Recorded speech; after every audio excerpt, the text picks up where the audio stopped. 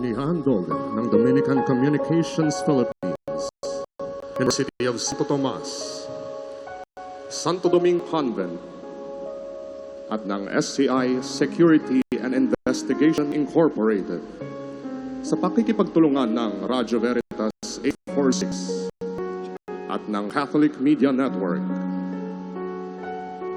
Ang Siete Palabras 2025, Krus ni Jesus, Bukal ng Pag-asa.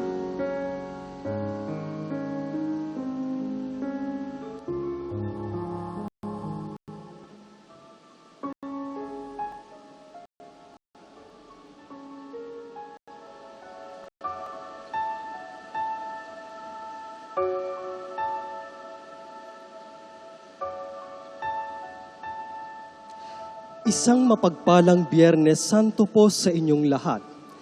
Ito po ang Siete Palabras 2025, Krus ni Jesus, Bukal ng Pag-asa. Iyan ang napapanahon nating tema ngayong Semana Santa. Ngayong ipinagdiriwang natin ang banal na taon ng Hubileo. Sa paggunita natin sa pagpapakasakit at pagkamatay ni Hesukristo sa krus, tayo ay nagkakaisang naglalakbay patungo sa kanyang bukal ng pag-asa. Sa taong ito ng ika-225 anibersaryo ng pagkakatawang tao ng Panginoong Hesukristo, nararapat lamang na tayo'y magnilay-nilay upang muling pag-alabin ang ating pananampalataya bilang mga Katolikong Kristiyano. Ito ang naaangkop na panahon upang buksan ang ating mga puso sa kanyang walang hanggang awa at biyaya. Nang sa gayon, tayo rin ay maging daan ng kapayapaan, pagpapatawad at pagmamalasakit sa ating kapwa. Ang krus ni Jesus ay daan patungo sa panalangin ng pag-asa, sa panalangin sa krus. Umahon si Hesukristo sa kanyang natatanging pulpito upang magpahayag ng mga pangaral at magbigay ng salita ng buhay.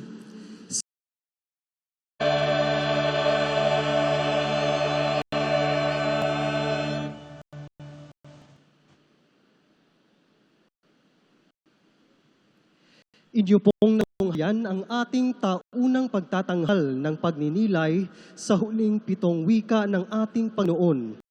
Maraming salamat po at sinamahan niyo kami sa pagtitika at pananalangin. Sa katahimikan ng ating paligid at sa pansamantalang paghinto ng ating mga gawain at makabuluhan po ang ating pagbabalik tanaw sa mga huling salita ng Panginoong Hesus sa gitna ng kanyang hinagpis at pagpapakasakit sa krus. Bagamat ito'y ang 7 huling salita, hindi dito natatapos ang wika ng Panginoon.